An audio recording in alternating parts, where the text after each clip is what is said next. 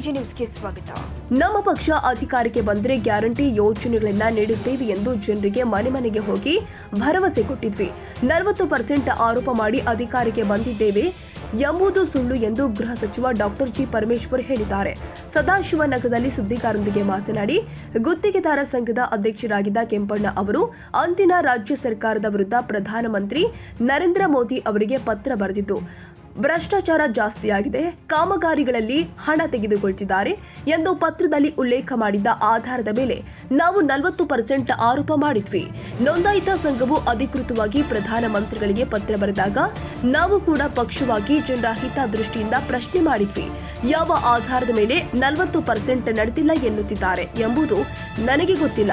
ಚುನಾವಣೆ ಸಂದರ್ಭದಲ್ಲಿ ಜನಗಳಿಗೆ ಗ್ಯಾರಂಟಿ ಯೋಜನೆಗಳನ್ನ ಕೊಡುತ್ತೇವೆ ಎಂದು ನಾವು ಭರವಸೆ ಕೊಟ್ಟಿದ್ವಿ. ಬರೀ 40% ಆರೋಪದಿಂದ ನಾವು ಅಧಿಕಾರಕ್ಕೆ ಬಂದಿದ್ದೇವೆ ಎಂಬುದು ಸುಳ್ಳು ವಿಚಾರ ಎಂದು ಹೇಳಿಕೆ ಕೊಟ್ಟಿದ್ದಾರೆ. ವಕ್ಫ್ ವಿಷಯವನ್ನ ಬಿಜೆಪಿಯವರು ರಾಜಕೀಯ ಅಸ್ತ್ರವಾಗಿ ಉಪಯೋಗ ಮಾಡಿಕೊಳ್ತಿದ್ದಾರೆ. ಕೋಮು ಗಲಭೆ, ಶಾಂತಿ ಹಾಳು ಮಾಡಲು ಅವರು ಏನಾದ್ರೂ ಮಾಡಬಹುದು. ಅದಕ್ಕಾಗಿ ಪಾದಯಾತ್ರೆ ಮಾಡ್ತಾ ಇದ್ದಾರೆ. ಮುಂದಕ್ಕೆ ಯಾವ ರೀತಿ ತೆಗೆದುಕೊಳ್ಳುತ್ತದೆ ಎಂದು ಈಗ ಊಹೆ ಮಾಡಲು ಆಗೋದಿಲ್ಲ ಎಂದು ಹೇಳಿಕೆ ಕೊಟ್ಟಿದ್ದಾರೆ. ಅದು ಪೊಲೀಸ್ ಇಲಾಖೆಗೆ ಬರಲ್ಲ, ಆರೋಗ್ಯ ಇಲಾಖೆಗೆ. ಆದರೆ ಅದು ಅಂಥದ್ದೇನಾದ್ರೂ ಇದ್ರೆ ನಾವು ಇವರಿಗೆ ನಮ್ಮ ಆರೋಗ್ಯ ಸಚಿವರಿಗೆ ಮಾತಾಡ್ತೇವೆ. ಸರ್, ಈಗ ಕೊಳಚೆ ಈ ರೀತಿ ಪದಪ್ರಯೋಗಗಳು ರಾಜಕಾರಣದಲ್ಲಿ ಅವರವರ ಸಂಸ್ಕೃತಿ ಆಧಾರದ ಮೇಲೆ ಅವರು ಮಾತನಾಡ್ಬಿಡ್ತಾರೆ.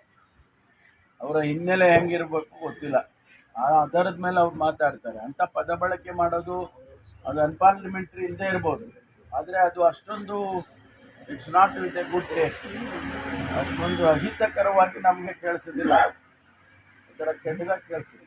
ಜನರ ವಿರುದ್ಧ ಎಷ್ಟು ಕ್ರಮ ತಗೊಳ್ಳಿ ಅಂತ ಅಧ್ಯಕ್ಷರಿಗೂ ಕೂಡ ಕಾಂಗ್ರೆಸ್ನವರೇ ಉಪಾಧ್ಯಕ್ಷರೇ ಪತ್ರ ಬರೆದಿದ್ದಾರೆ. ಸಚಿವರಾಗಿ ಅವ್ರ ಘನತೆ ಮೀರಿ ಮಾತನಾಡ್ತಾರೆ. ಇದು ಪಕ್ಷಕ್ಕೂ ಡ್ಯಾಮೇಜ್ ಆಗ್ತಾ ಇದೆ, ಚುನಾವಣೆಗಳ ಮೇಲೆ ಪರಿಣಾಮ ಬೀರ್ತಾ ಇದೆ. ಅದನ್ನು ಅಧ್ಯಕ್ಷರೇ ಈಗ ಅಲ್ಲಿ ನಮ್ಮಲ್ಲಿ ಡಿಸಿಪ್ಲಿನರಿ ಕಮಿಟಿ ಇದೆ.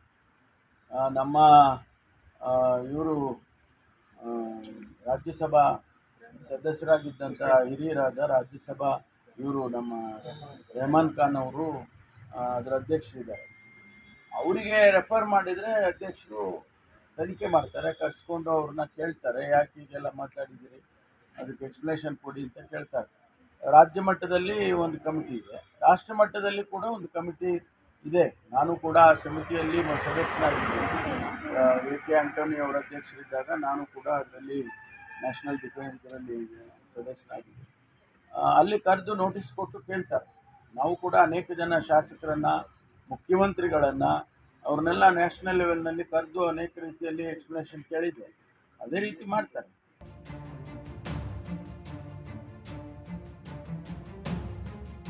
ಕನ್ನಡಿಗರ ಮೆಚ್ಚಿನ ನಿಮ್ಮ ಎಜೆ 24/7 ನ್ಯೂಸ್ ಕನ್ನಡ ವಾಹಿನಿ ಇದೀಗ ಟಿವಿಯಲ್ಲಿ ಲಭ್ಯ. ವೇಳೆ ನೋಟಿಸ್ ಕೊಟ್ಟಿದ್ರೆ ವಾಪಸ್ ತಗೋತೀವಿ. ಇವತ್ತು ವಕ್ಫ್ ಪ್ರಾಪರ್ಟಿ ಅಂತೇಳಿ ಬರ್ತದೆ ಅಂತ ಹೇಳಿದ್ರೆ ರೈತರ ಬೀದಿಗೆ ಬಂದು ಏನ್ ಮಾಡ್ಬೇಕಾಗತ್ತೆ? ಯಾರು ವೋಟ್ ಹಾಕಲಿಲ್ಲ ಅಂದ್ರೆ ಗ್ಯಾರಂಟಿನೆಲ್ಲ ಸ್ಟಾಪ್ ಮಾಡ್ಬಿಡ್ತೀವಿ.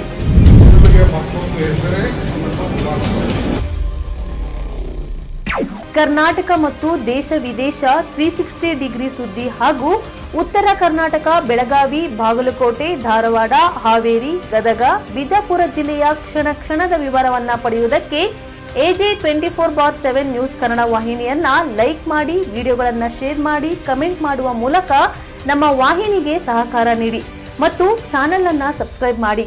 ಧನ್ಯವಾದಗಳು.